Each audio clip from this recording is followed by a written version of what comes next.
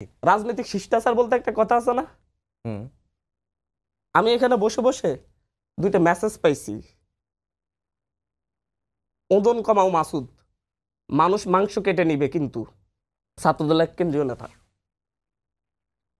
নামটা না বললাম। এদের কিচ্ছু হবে না, প্রকাশ্যে ফেসবুকে পোস্ট দিয়ে যাচ্ছে এবং তারা হচ্ছে একেবারে কাছের। আমি আজকে এখানে বলছি, আজকে দিনের মধ্যে যে দিয়েছে এটার বিরুদ্ধে ব্যবস্থা নেবেন আপনারা। ছাত্রদল করে বুঝলে কি করে? কারণ আমরা চিনি, আমার ক্যাম্পাসে ছাত্রদল করে, সেন্ট্রালের ছাত্রদল। ওর নাম ব্যবহার করে তো আরেকজন করতে না, ওরা আমরা না না আপনি হচ্ছেন একটু বলি, এটা হইছে না। সরকারগুলো কি কি করেছে 72-এ এসে, 72 থেকে 75 শেখ মুজিবের সরকার বাংলাদেশে কি না করছে। এরপরে এসে হচ্ছে মেজর জিয়ার অংশটা বাদ দিলে, এরপরে এরশাদ আসলো, তারপরে হচ্ছে তারপরও রাজনৈতিক সরকার ক্ষমতায় বারবার আসতেছে, কি না করছে। দুর্নীতিতে বাংলাদেশ চ্যাম্পিয়ন হয়েছে। কয়জন দুর্নীতির বিচার হয়েছে বলেন? মানে কয়জন মানুষ দুর্নীতির দায়ে, কয়জন এমপি মন্ত্রী জেলে আছে এখন। আমার বাপের টাকায় গেছে, আমার চাচার টাকায় গেছে, আমার জ্যাঠার টাকায় গেছে, স্যারের টাকায় গিয়েছে, এই দেশ থেকে পাচার হয়েছে। দেশ কি দুর্নীতিতে এক নম্বর হয়নি? শেখ হাসিনার আমলে হোক আর হচ্ছে বিএনপির আমলে হয়েছে তো। 10 জন মন্ত্রী জেলে আছে। রাজনৈতিক দলগুলা কি করেছে? নিয়মতান্ত্রিক ভাবে চলতে দিয়েছে নাকি তাও দেয়নি? বাংলাদেশের পরে স্বাধীন হওয়া রাষ্ট্রগুলো উন্নত দেশ, বাংলাদেশের চাইতে কম রিসোর্সের দেশগুলা অর্থনৈতিকভাবে বাংলাদেশের থেকে 10 গুণ 12 গুণ উন্নত। বাংলাদেশের কেন এই অবস্থা? আমি তো বলতে চাচ্ছি, ঠিক আছে রাজনৈতিক দলগুলো ভালোভাবেই দিয়েছে, আমাদেরকে অনেক কিছুই দিয়েছে, কিন্তু কথা হচ্ছে আমি জনভোট থেকে ভোট দিতে পারিনি এবং আমার ভোটাধিকারটাও রাজনৈতিক দলগুলো আদায় করে দিতে পারে নাই। আমি তো বলতেছি ঠিক আছে, বাংলাদেশ আমার পূর্বপুরুষরা না খেয়ে দুর্নীতির কারণে 74-এর দুর্ভিক্ষে আমার পুরুষরা না খেয়ে মারা গিয়েছে। হাজার হাজার জন রাস্তায় লাশ পড়েছিল। যাদের কারণে এটা হয়েছে তাদের বিচার হয় নাই, যাদের কারণে 74-এর দুর্ভিক্ষ হয়েছে।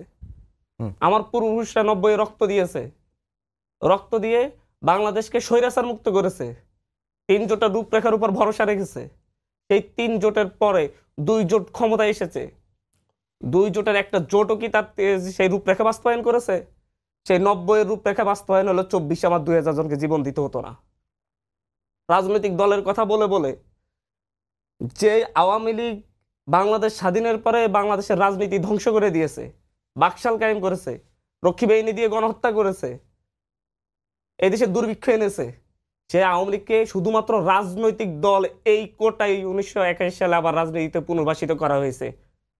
সেই 1981 সালে যদি রাজনৈতিক দল বিবেচনা করে, আওয়ামী লীগ তো নিজের রাজনৈতিক দল হওয়ার যতগুলা ক্রাইটেরিয়া আছে সেটা তো বাকশাল কায়েমের মধ্য দিয়ে শেষ করে দিয়েছে, রক্ষী বাহিনী গঠনের মধ্য দিয়ে ধ্বংস করে দিয়েছে।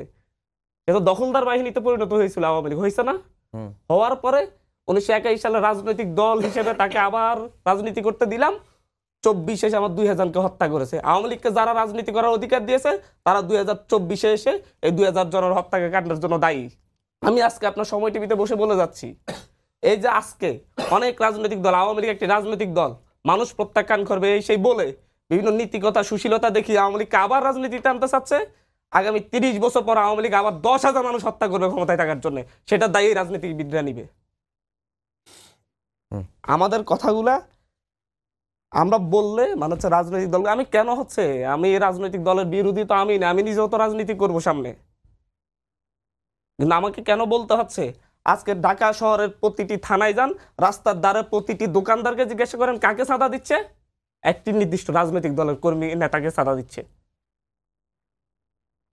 আপনি খিলগাঁও গিয়েছি, কাঁচা বাজারে গিয়ে কথা বলেছি, তারা বলতেছে যে আমার মাছ বাজারের সরকারি কাছ থেকে ভাড়া নেওয়া বাজারে আমি বিক্রি করতে পারছি না, বাইরে সবগুলা দোকান বসায় বসায় চাঁদা নিয়ে নিয়ে দোকান বসাচ্ছে রাজনৈতিক দলের নেতারা। মানুষ এখন অসহায়। এই রাজনীতি, আমি বলি যে রাষ্ট্র পুনর্গঠনের, রাষ্ট্র সংস্কার 31 দফা আছে, দলের সংস্কারের, দলের নেতাকর্মীদেরকে নিয়ন্ত্রণে রাখার জন্যে 50 দফা আসুক। রাজনৈতিক দল কিভাবে রান করবে, কিভাবে রাজনৈতিক দল রান করলে রাজনৈতিক দল নেতাকর্মীরা এই ধরনের সাদাবাজি করবে না, তার জন্য দফা আসুক। সেটা আসছে? রাজনৈতিক যে রাষ্ট্র পরিচালনা করবে তাদেরই সংস্কার নেই। সংস্কার হচ্ছে আপনার কাঠামোর, মানে ভবনের সংস্কার হচ্ছে, কিন্তু ভবনে যারা বসবাস করে ভবনটাকে একদম আপনি সাজু গুজু করিয়ে একদম টাইলস টাইলস বসিয়ে ফিটফাট করেছেন, পরে যারা হচ্ছে সেই ভবনে ঢুকবে তার ফায়ে কাদা নিয়ে ঢুকবে। জি, এই পরিবেশটা তৈরি করে রাখছে। এজন্যই বলি আমাদের সংস্কারটা আইনটা আগে হবে, যে আইনের মাধ্যমে সরকার হচ্ছে আপনার বাধ্য হবে একটা নিয়মের মধ্যে, শৃঙ্খলার মধ্যে তাকে রাষ্ট্র পরিচালনা করার জন্য। যদি যে আইন তৈরি করবে সেই যদি আইন প্রয়োগ করে, মানে হচ্ছে আইন যে প্রয়োগ করবে সেই যদি তৈরি করে, তাহলে সে তার মতো করে তৈরি করবে যাতে সে সবকিছু করতে পারে। এটাই হচ্ছে বাস্তবতা। এখন আমি আরেকটু কথা বলি, রাজনৈতিক শিষ্টাচার বলতে একটা কথা আছে না? আমি এখানে বসে বসে দুইটা মেসেজ পাইছি। ওজন কমাও মাসুদ, মানুষ মাংস কেটে নিবে, কিন্তু ছাত্রদলের কেন্দ্রীয় নেতা, নামটা না বললাম, এদের কিচ্ছু হবে না, প্রকাশ্যে ফেসবুকে পোস্ট দিয়ে যাচ্ছে, এবং তারা হচ্ছে একেবারে কাছের। আমি আজকে এখানে বলছি, আজকে দিনের মধ্যে যে দিয়েছে এটার বিরুদ্ধে ব্যবস্থা নেবেন আপনারা। ছাত্রদল করে বুঝলে কি করে?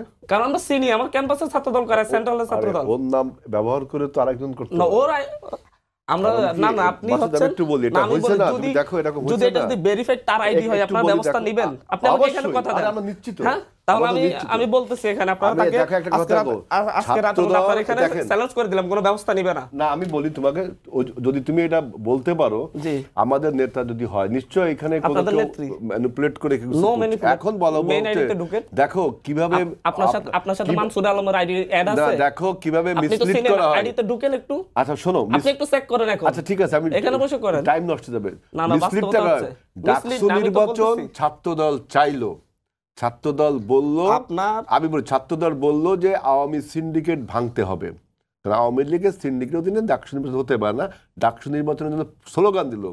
কিন্তু আমি দেখলাম কিভাবে ওই যে আপনার ভিডিও টেপ মেকানিজম করে দেখাচ্ছে যে ছাত্রদল নাকি ডাকসু নির্বাচন চাই না।